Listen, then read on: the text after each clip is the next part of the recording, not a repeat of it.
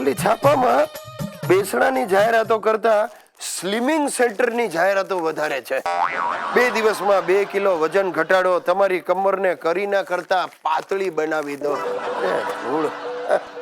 હું પાતળી બનાવે અને આ બધું વાંચી વાંચીને મારી બૈરીને સુરાતન ચડ્યું છે સાહેબ.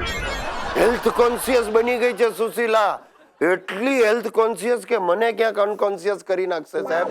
એનું રૂટીન તમને જણાવ. સવારે 7 વાગે ઉઠી જાય, કંઈક ટેનિસના શૂઝ લઈ આવી છે પહેરી લે અને સૌથી પહેલા દૂધીનો જ્યુસ પીવાનો, બરાબર. પછી આમ હાથ હવામાં ઉપર લઈ જાય, વાંકી વળે, ઘૂંટણને લગાડે, 2 વાર આવું કરે ને પછી 2 મુઠ્ઠા અખરોટ ખાઈ લે. પછી નાવા જવાનું, નાઈ લે, પછી હેલ્થ ફૂડ, 2 ઇડલી, 2 બ્રાઉન બ્રેડની સ્લાઇસ અને 1 લોટો ઓરેન્જ જ્યુસ. આ ગટગટ આવી જાય. અને પછી શું તો કે વોકિંગ. ક્યાં? ઘરમાં જ. આમ 2 આંટા મારે, બારીથી બારી 2 આંટા મારે. આપણે વોકિંગ કહીએ ને તો જરા સારું લાગે. બસ આ એનો સવારનો રૂટીન.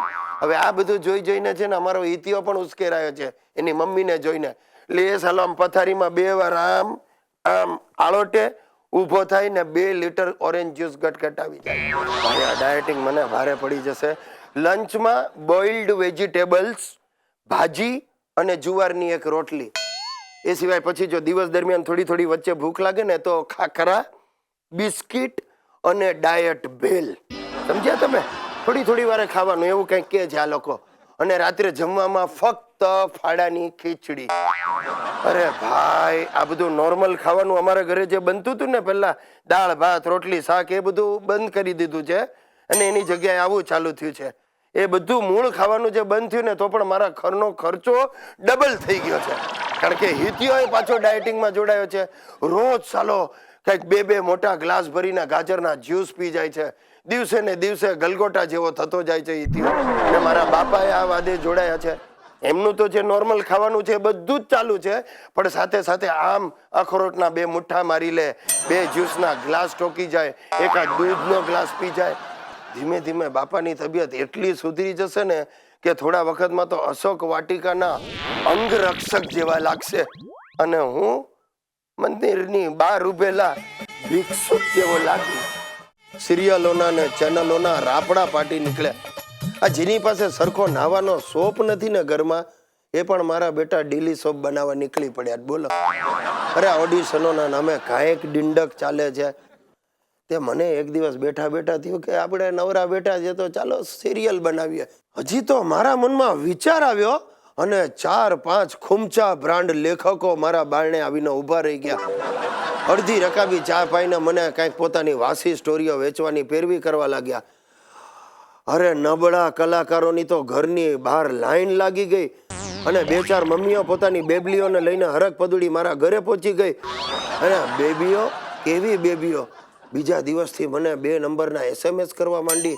2-3 જણીઓએ તો મને ફ્લાઇંગ કિસ ઠોકી દીધી. મેં કહ્યું ભાઈ રોકાઈ જાઓ, હું બાળકોની સિરિયલ બનાવવાનો છું, એડલ્ટ્સ નહીં. હવે આ વાત પણ મારા મગજમાં હતી ને ત્યાં જ ઘરની બહાર બધી મમ્મીઓ નાના નાના ટાબરિયાઓને લઈને ઊભી રહી ગઈ. અંદર ઘૂસવા માટે પડાપડી, તમે આગા ઘૂસો, મારા બાબાને પહેલા લઈ જાઓ ને. મેં કહું ભાઈ ધીમે ધીમે વારા પરથી આવો.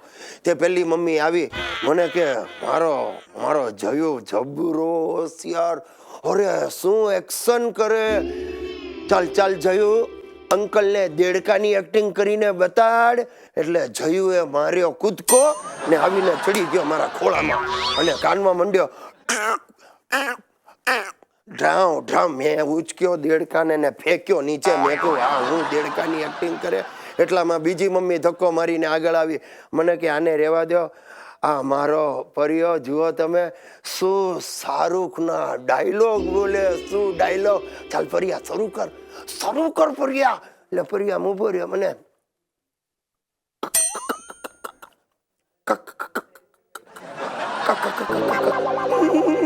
મેં કહ્યું ભાઈ આ ક્યારે પતાવશે ને ચાલ બાજુએ ખટ.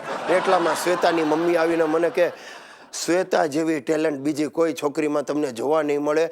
બીડી જલાઈ લઈને જે ડાન્સ કરે છે અને સાલી ટેણકી શ્વેતાએ માચીસની કાંડી સળગાવી ને મારી સામે ધરી. મેં કહું આને આઘી લઈ જાય અહીંયાથી. અરે પણ એની માએ જે કકળાટ કર્યો, મને કે નહીં હજી ચાન્સ આપ. મેં કહું મારે કોઈ ચાન્સ. અને રડતા રડતા હાલી મારા ગળે વળગી ગઈ. સુશીલાએ આ દ્રશ્ય જોયું ને મારા ઘરમાં ભાઈ રામાયણ ને મહાભારત એક સાથે શરૂ થઈ ગયા. મેં હાથ જોડ્યા સુશીલાને. મેં કહ્યું ભાઈ આ સિરિયલ બનાવવાનો વિચાર આજથી પડતો મૂક્યો. હું પાણી મૂકું છું, સિરિયલ નહીં બનાવ. ને એટલામાં જ ફોન રણક્યો ને સામે ચડે કોણ? તો કે મારી બાડી સાસુ. મને કે શું ગિરીશ કુમાર ન્યૂઝ મળ્યા છે, તમે સિરિયલ બનાવવાનો છો? તો યાદ રાખજો હિરોઈન નો રોલ મારો ને આઈટમ નંબર તો હું જ કરીશ.